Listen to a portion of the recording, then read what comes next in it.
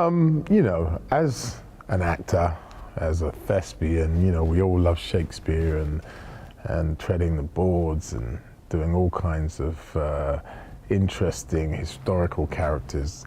But as a boy, and also as a man, this is a childhood dream. I mean, superheroes, comic books, Marvel, I think every man and girl grows up with this in their childhood. So to be a part of that history is just, you know, it's a privilege. And then to be invited to play some of the characters that are beloved and also just so dynamic. I mean, that's why you get in the business. Yes, I did see the first film and I loved it. Kenneth Branagh's take on Thor. It was brilliant. I'll tell you why I liked it. Because, you know, the big tentpole movies can often concentrate on the action and the explosions. And I think what was really interesting about the first one is because there was some brilliant acting in it. And there was some great humanistic storylines in amongst all of the mystical sort of like, I don't know, grandeur of explosions and otherworldly things. It was very human and it was very moving.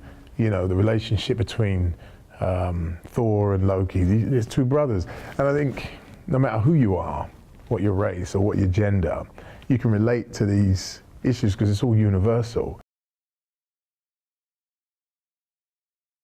I suppose Algrim and Curse would be the quintessential baddies, but in reality they are what I perceive as the scorned and the victims of the story.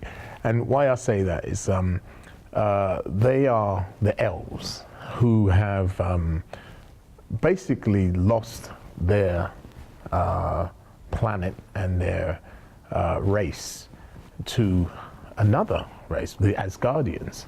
And so in an effort and an attempt to save their race, they decided to destroy it voluntarily with the mission to return at the right time in the celestial chart to reclaim their throne and their universe. Of the character in particular, it was integrity. Here was a man who places a noble objective beyond his own life. And I think there's something extremely, I suppose, noble and I think inspiring about that, because he looks to the bigger picture and sees himself as a means to that end. So that was appealing. And also the fact that, you know, here you were playing two characters in this fantastic tempo. And it's a great arc because you get to be these fantastic characters. I mean, and they do look very different. Algrim is this blue-eyed, blonde-haired, pointed-eared elf, and a very striking, majestic kind of captain of the army. And then Curse becomes this indomitable power of darkness, this force. The process is a lengthy one. For instance, to become Algrim, it's about 2.5 to 3 hours of makeup, and obviously about an hour and a half to take it off. And sometimes I would play both two characters in the same day. And so to play Curse, it would take about an hour and a half makeup to put on paint and glue on the face. So, you know, you're looking at a good 5 to 6 hours in makeup to play both of the characters.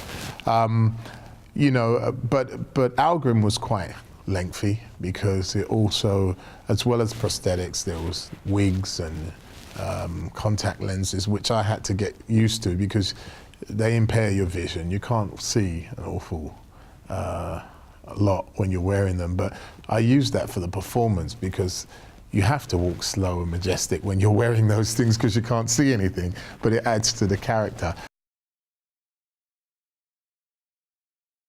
Chris is a professional and he enjoys getting stuck in, and so do I. So I think we really had fun doing it.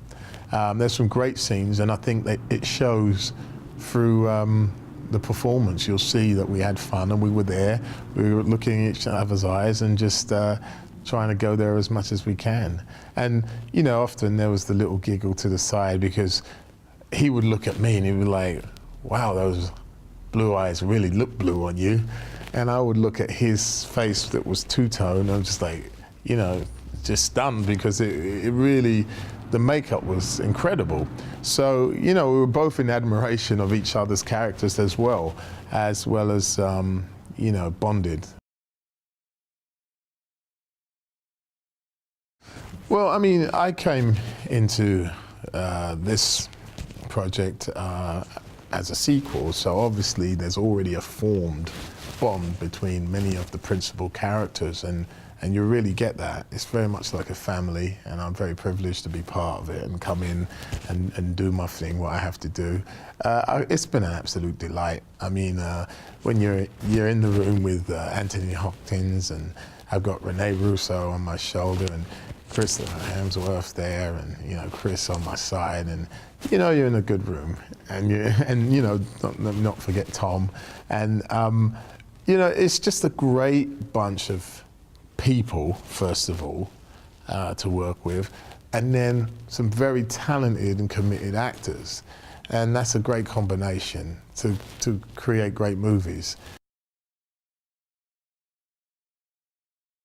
Well, Alan's great, and Alan is a director I've worked with before, again, in my early career. I did a show called Oz, and so we met a long time ago. So I was familiar with his working process. He's an actor's director, which is quite a treat in such a large tempo movie like this, where there tends to be a concentration on the action and the explosions. But here we have a director who's very attuned to actor sensibilities, and also to you know, the frequencies and the relationships between each character. He's very on the nose. In fact, that seems to be his priority, and he has a natural flair for action. So that part is done. And what is, I think, his special talent is for just bringing, tweaking out the idiosyncrasies of each character, and making each character pop in an individual way.